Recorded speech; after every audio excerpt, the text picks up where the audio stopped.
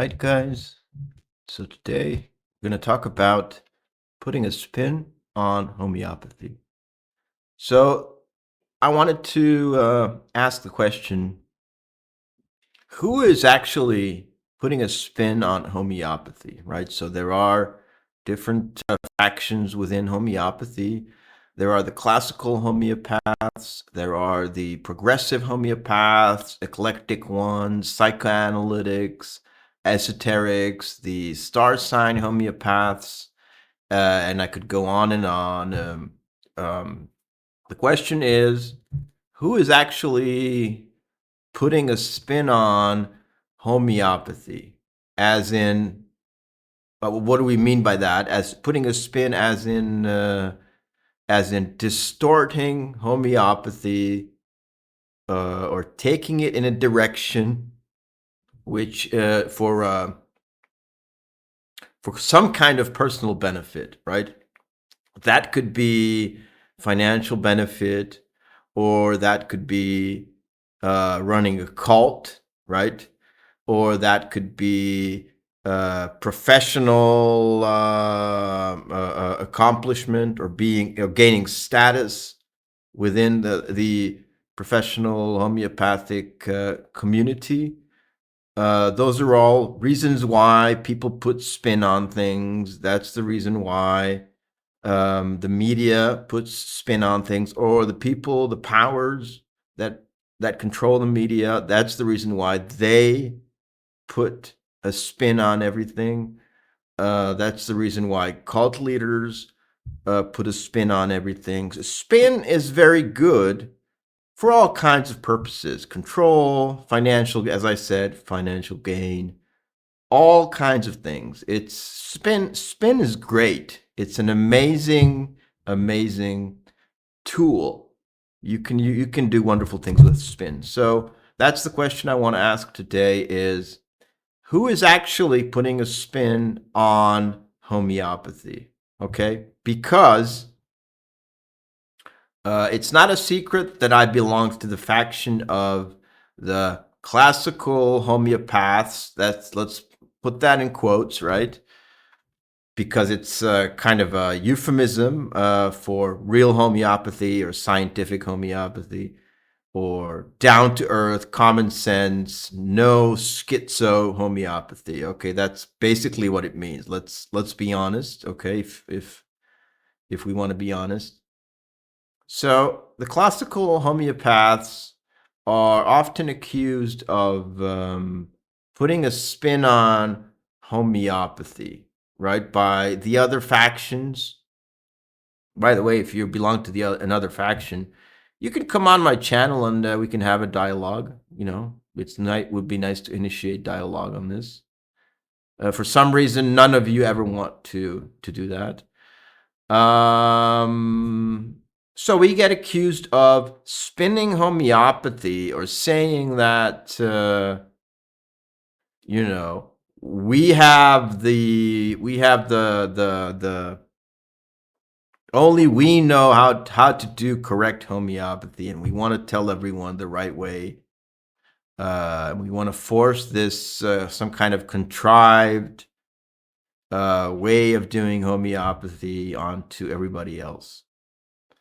And so, well, let's see. What are we saying? We are saying that only one remedy should be given based on the totality of symptoms, and that we should be waiting an extended period of time for the reaction of the organism to the remedy. Okay, that is that is what we're saying as classical homeopaths.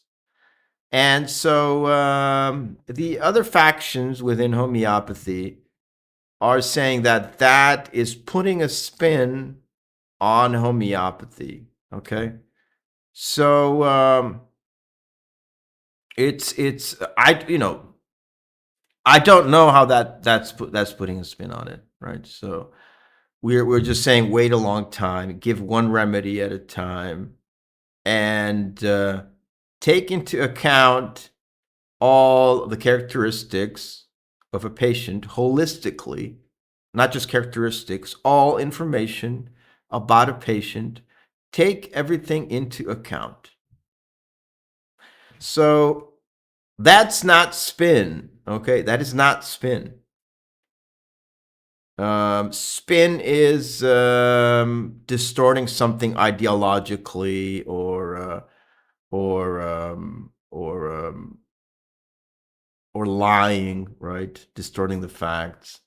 It's infusing something with an ideology or something like that. These are very specific methodological principles we would like to have in homeopathy. So, in contrast, there are the people who would like to infuse homeopathy with a certain ideology. Okay. So, for instance, there is a group in India led by a person called Sankaran. He's uh, he's one of the main figures in modern homeopathy, and he said, "Okay, let's take homeopathy and let's expand it to include like a Freudian type of psychoanalysis." Okay, so let's push the patient into a psychoanalytic catharsis, then the patient will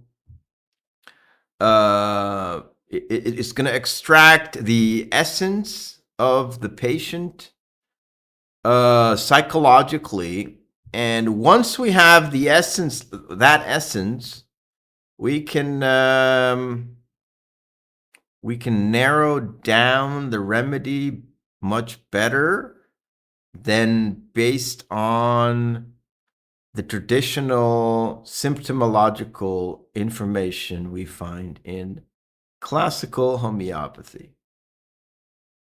So, if that's not putting a spin on it, I don't know what is. You know, taking a separate science, psychoanalytics, and injecting it into a different science, infusing it and changing its basic characteristics, altering the basic methodology of a science, and then saying that from now on, homeopathy is going to be this Freudian, psychoanalytical, cathartic thing where even the consultation might have therapeutic value.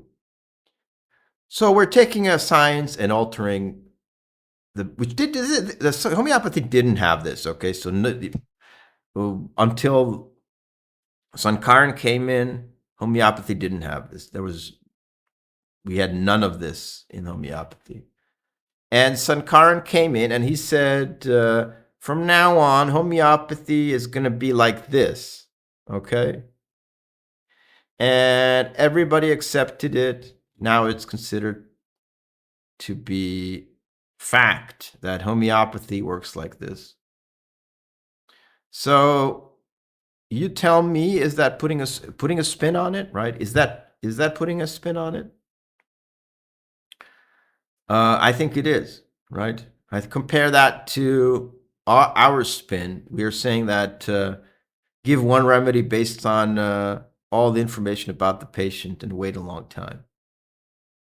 So that's just one example of people trying to put a spin on homeopathy, right? By the way, psychoanalyzing a patient it makes homeopathy. How do you know it's spin, right? How do you know it's spin? Well, who benefits, right? That's always the question. Or how does one benefit? If you spin homeopathy to become like a this psychoanalytic, esoteric meditative kind of thing. It fits right into the trends of the 21st century, the new age trends.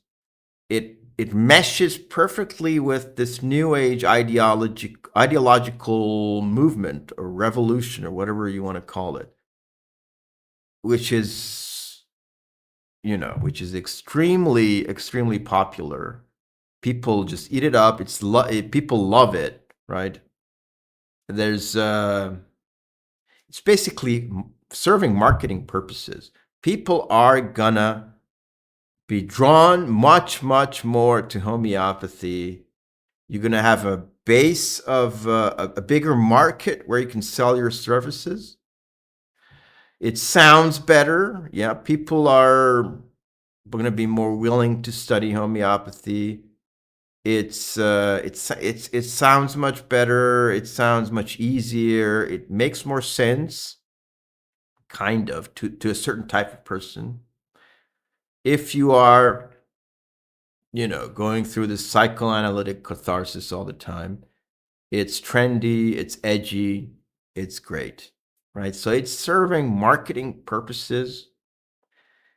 You're deviating from the basic methodology, so you're establishing yourself as the head of the new direction of homeopathy. So also professionally, you become the head of homeopathy, right? Especially now that a lot of professionals have adopted this, and so now I am leading the progressive branch of homeopathy. I'm the professional head. Also, patients flock to me and students flock to me because it's exciting to be psychoanalyzing. So that's one example, right, of putting a spin on it. It's definitely, there's no question about it. What do we gain as classical homeopaths by kind of sticking to certain principles, certain scientific principles, like prescribing one remedy, like prescribing holistically, like waiting a long time? Nothing, right? It's not a spin which is which makes our homeopathy more attractive to patients or prospective students of homeopathy when they first hear it, right? As a patient, you first hear it, you're trying to pick a homeopath, and you open the website of a classical homeopath or somebody somebody who follows one of the factions which try to spin homeopathy, and you find someone who is saying what we're saying, prescribe one remedy, etc. And then it's like, okay, so what? That doesn't sound super duper exciting. And then you open the website of someone who is putting you into catharsis. Oh, wow, that's definitely going to heal me, right? So we don't, accusing us of putting a spin on it, it doesn't do us any good to emphasize the scientific principles of homeopathy. There's no financial benefit, right? There is no a homeopath who adheres to classical scientific homeopathy. You're not going to become the next progressive figurehead. You're not going to become the next Leonardo da Vinci of homeopathy. Okay, you're just not. So there is no benefit. We are not putting, it is not a spin, even if you don't consider this. It doesn't sound like a spin, but if you consider this as well, it's definitely not a spin, what we're saying, right? So it's not a spin, guys. Classical homeopathy is not a spin, okay? And just to finish off this video, again, what is classical homeopathy? Classical homeopathy is giving one remedy, okay, at a time, and giving the remedy based on all the information you can collect about a patient holistically, and waiting a long time for the action of the remedy and observing the reaction and then taking action based on that. That is classical homeopathy. And as I said, a lot of other homeopaths attack that as being a cult, as being putting a spin on it. And so you decide, okay? You decide when you are when you want to go to a homeopath. Okay, the next time you want to go to a homeopath, ask about these issues. Ask some of these questions about all these things that I talked about, and maybe you can make more of an informed decision about which homeopath to visit, which homeopath to trust with your health, which is one of the most important things in your life, okay? If not the most important thing. Who are you going to trust with that, right? Are you going to trust a classical homeopath or somebody who's out there to make money or gain fame, recognition, and all that stuff? Right? So the next time you go to a homeopath, ask him, what do you think about classical homeopathy? If he says it's a cult, then I would be very wary of him. I would be extremely concerned, and I would not advise you to continue treatment with that person. Okay. So that's just some advice for today. And thank you for listening. Take care.